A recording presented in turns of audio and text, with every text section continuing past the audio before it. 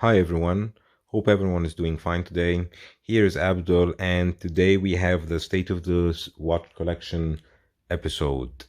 So this is the winter State of the Watch Collection. This one is in November, end of November. I'm wearing my G-Shock, the MTG special edition with the all black. Love that watch. And yeah, I always do in May and end of November, end of May and end of November, State of the Watch Collection, and then I start selling more watches and buying more watches. This time is not any different, so I'll be showing you what I have in my collection currently, and yeah, in the next weeks you will be seeing what I'm getting for myself. So let's start by opening up. I hope you are subscribed. If you're not, please do subscribe. Just press that bell button as well if it's not so much of a hassle. Also, if you please like the video, and yeah, if you have any question, leave them down below in the comments. So thanks Dennis for this Booker. It's actually a knife case, but I use it as a watch case to keep my watches if I'm traveling with a lot of watches. So I'll open this up, and I have other two cases. So I'll maybe start with the vintage ones. That's a good idea always. So, or yeah, maybe I start with what's new. Yeah, that's a good idea. The new watch, this Bergana dress watch, manual wind, 34 millimeters, very cool, clean dial. You know I like this contrast gold with champagne colored dial. Manual wind. I put it on this tropic rubber strap, and yeah, let me show it to you. And I'll do another video, a separate video with all the wrist shots. So I'll post this on Friday, and I post the wrist shots video on Sunday, or vice versa. I'll just give you a quick taste of it. So this is the Bergana. This is one of the newest watches I have. Okay, I got it out. So this is the Alpina. It's not a new watch, but it's the same kind of, how do you say, feeling of the watch. As you can see, very simple dial, very clean dial, time only. Same size, 34 millimeters, whereas a bit larger due to the, I think it's a bit bigger, 35 maybe. That's why it wears a bit larger as well. So this is a new one. This is the Raketa Copernicus. It's a watch after the Polish astronomer Nicolaus Copernicus, I think he's called. Correct me if I'm wrong in the comment section. And yeah, it's a Russian watch. And as you can see, the minutes represent the moon, hours represent the sun, and you can see this rough terrain represents the surface of the moon. Russian watch, manual wind, looks pretty nice. I got it because it's just a unique watch and it's a fun watch to wear. And I sold my one hand watch. That's why I like to have fun watches, as you all know. Another fun watch is, of course, jumping hours, jumping minutes watch. Didn't sell this watch, not going to sell it. Got a couple of people emailing me about the watch. And if I'm going to sell it, I'll email you guys. But at the moment, I'm not looking to sell the watch. It's really unique. Don't have a jumping hour, jumping minute complication. So for me, this is a keeper. One of the keepers as well is this chronograph, this Eldor Zenith chronograph, manual wind chronograph. One of the most beautiful dials I have, to be honest, and that's why I'm not selling it as well. Perfect size, 37 millimeters, like to like around 40, 44, 46, something like this. I don't remember exactly, but wears pretty nice on the wrist, as you can see. I'll just try to close it. I have a 16.7 centimeters, 6.6 inch wrist, just for reference. And as you can see, it wears quite nicely on this NATO. Another watch that wears quite nicely on NATOs, especially on Perlons, this Certina watch. Has a really nice, let me move the minute hands. Always wind your manual wind watch before you move your hands and wait until the second ticks so you don't damage the movement. So as you can see, golden dial, black hands, golden seconds, black tops for the indices, 34 millimeters, and as you can see on my wrist, it does look nice. So going to another vintage watch. This time I didn't buy this one, I got it from my grandfather, this Quartz Rado, and as you can see it has the wrong date and wrong time because it's been a while since I wore it, but it's one of those watches when I see it I remember my grandfather, so it's definitely a special watch for me. As you can see, it looks nice. It's my only full golden watch. Not usually a full golden person, but this one, don't mind at all. Let's see what other vintage one do we have. Yeah, I think we could go for maybe the Zenith vintage. Yeah, I think that's here. This Dennis Movado dress watch, also from my grandfather. Very cool, very nice watch. One of my favorite watches as well. And as you can see, it has a royal oak feeling. It's a quartz, so that's why it's really thin. Has a date complication, black dial, very nice watch. Most of the time my wife wears this watch. So jumping to another watch that my wife's almost yet wears it. Maybe the next state of the watch collection you won't find this one, like the Cartier now, that you cannot see it because it's now my wife's. So this Tudor Submariner 94400, 1984 model, patina dial, bakelite bezel, as you can see, and this is a 33.5 millimeters. It's actually a men's watch, but as you can see on my wrist, it does look a bit small. Conventional divers opinion, or if you look at conventional divers, but it's actually from far away you cannot tell that much of a difference between it and a other watch, and it does look so beautiful with these hands and dial.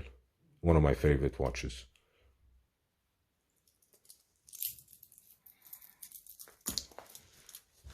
So going to one favorite to another favorite, my Rolex 1601, 1976 rose gold, black lacquer dial, non-quick date function. That's why it's always, I wear it once a month because I don't like to wear the date in the wrong position. I'm a bit OCD on that. And 36 millimeters, and it's just the perfect size for my hand. For my wrist, it's just a perfect watch. And it's one of these watches, when I wear it, I feel always empowered. I feel like my grandfather is watching over me, so it's a bit of a sentimental piece to me. So let's put the sentimental piece in the middle. So another sentimental piece is this Datejust. I actually bought this watch. It was my first watch to buy with my money, along with the Tudor Heritage Black Bay. And I bought this one because my grandfather had this Rolex Datejust, and I know he had it. I wasn't a big fan of two-tone, that's why I bought the white gold bezel. And I just bought it with my first, or after 3 months in working here in Germany, I bought this watch. I saved up and I bought it. And that's why it has a sentimental value, because it's my first luxury watch that I bought with my own money. And speaking of luxury watches bought with own money, this is the Black Bay I was telling you about. It's also with the ETA movement, as you can see, with the smiley dial. And yeah, I love the watch. The watch is working perfectly, plus 2 seconds, plus 3 seconds per day. So even COSC specifications. And yeah, I've been wearing it non-stop since I got it, so one of my favorite watches. I did have the chance to buy a Submariner at that time with like around 4,000 euros. I passed on this chance and I got this one. Sometimes I regret it, but to be honest, I love the watch. So if you're looking at watches as an investment, then yeah, it's the wrong move from me. But if you're looking at watches for enjoyment, then yeah, you collect what you enjoy, you wear what you enjoy most. And what I also enjoy most is this Explorer 2 16570 Polar Explorer tritium dial, 1995 model. I put it on this rubber bee. Awesome watch, 39 millimeters, 0.5. Some say it's 40. Yeah, it looks quite nice on my wrist, and yeah, you can wear it everywhere, anywhere, anytime. That's the best thing about the Explorer. It's a tool watch, but really elegant one at the same time. And yeah, look, talking about watches, of course, a vintage watch that you will always see in my state of the collection is my first automatic watch. It was given to me from my father, or by my father to me, when I was 13 years old. It's a 1976 Seiko 5 with perpetual calendar. Perpetual calendar here because this crown moves, and you can set the first day of the month, and then you have the day of the year, the month, sorry, the date and day. So you have like a triple calendar per se. Yeah, it's a pretty nice watch. I don't wear it that much because I don't want to damage it, but I wear it like once a month just to keep the movement going, because it's an automatic. And it's a non-hacking as well, like almost every Seiko 5. So I'm just trying to make it a bit bigger here, and yeah, get another watch that I really like is this Nomos Club Campus Amsterdam Ace Jewelers limited edition. It's limited editions of 75 pieces with the red numerals. As you can see, the reverse California style. We have Arabic up and Roman down. It's a 38.5 millimeters, and as you can see, it has a very, very wide lugs. So always when you're buying Nomos, buy the smaller size. If you think you want the 41, buy the 38.5, and it will wear quite nicely on your wrist. So one of the really nice watches that I think is good value for money. And another one that's really good value for money is the Sinn. I think German watches have offer a really good value for money, especially like Sinn and Nomos. This Sinn is my favorite one. It's the 356 Flieger chronograph with the salmon guilloche dial. As you can see, I'm just playing with the light a bit. So yeah, it has a chronograph. It's a bit thick, 13.5 millimeters thick. It has a Solita 500 movement inside, 100 meters water resistant. It does wear quite nicely on the wrist. Wears better with a leather strap because it hugs the wrist more, because you can see with the NATO it's just a bit up.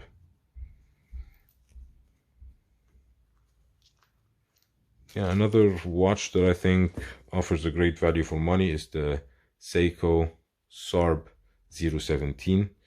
The 017 is one of the watches that yeah, I actually like that I got it early on, but I hate that I got it early on, because I was in 2017 I was offered a Hulk for 7,000 euros, and I had the Tudor, and I had this one, so I thought, I don't need the Hulk, why should I get it even for 7 grand? It's a bit much, nobody likes it. I like the green one, but yeah, I don't know if people will like it. And yeah, look at it now. So, as I was saying, no regrets in watch collecting, but lessons learned, let's say. Another watch that I had a lot of fun owning this watch is this Ergon Maelstrom diver. It's a micro brand diver. It's a sister brand of Zeros, and they make bronze diver. It's my only bronze watch, and I sent it to an engraver in France. As you can see, engraved my initials, engraved like waves on the side, really nice patterns. I'm trying to get it to the camera that you can see. I'll even try to put a close-up. Oh, that's really bad. Sorry about that. The focus is not working. Anyways, I'll post on my Instagram some close-ups of the watch so you can see it. Yeah, here it is. Side, as you can see, the blue is this patina, because I went swimming several times with the watch without washing it, because I love this patina color. So that's another one. Let me put this one here, even without a strap. So we have place for other ones. We have this one as well. And we have the monster, the Mudmaster, present from my cousin. This is my nightstand watch. And what do I mean by nightstand? I put it next to my bed like this, and it just stands on my night bed, and then when I just move my hands and I press on this button, and then I get what time it is. So very useful watch, but I have my wrist is too small for wearing it. So the last three pieces of my collection are my three Arabic dials. You have the white, the black, and the silver dial. Fortis, Diver, B42, Flieger, Tayer special edition with day and date Arabic, as you can see. I have it on this blue, baby blue one single piece NATO. I went swimming several times with the watch. It's pretty rugged, really nice watch. Fortis makes great divers and great Fliegers. Definitely one of the watches that I always recommend. My Seiko 5 with the Arabic dial. It has date Arabic, but the day of the month in or Eastern Arabic, and this one in normal Arabic, or let's say the one that we are usually accustomed to as English, but it's called actually Arabic. And this one the same as well. The date is in Arabic. You have 39 millimeters to 41 millimeters. If you have a big wrist, this one is for you. If you have a smaller or medium-sized wrist, this one is for you. But in both cases, believe me, throw the bracelet away, buy yourself a nice strap. This one even has a rubber strap that I bought for my Explorer, and it costs more than the watch, or actually the same as the watch, but it is worth it. It makes the watch so much better. And as you can see, with the rubber strap, it looks pretty nice. It has even this buckle cost like 50 euros alone, the buckle with the extension, because I got it for I didn't want to get a stamped one. I just wanted to get one to try it out and not pay more than I wanted to pay for a backup strap, but it works with this one. So this is my collection. I hope you find something that you liked, you learned something new. If you have any question about these watches, or you have any suggestion about my next watches would be either very unique complications like a micro rotor, a watch with a cool complication. I got a Chinese chronograph, the Seagull 1963 on the way, because I never had a Chinese like a proper Chinese watch to test it out. So I thought, okay, why not? I'll get it. I had like the homage from Panerai, definitely a Chinese one, loved it, and I sold it, of course.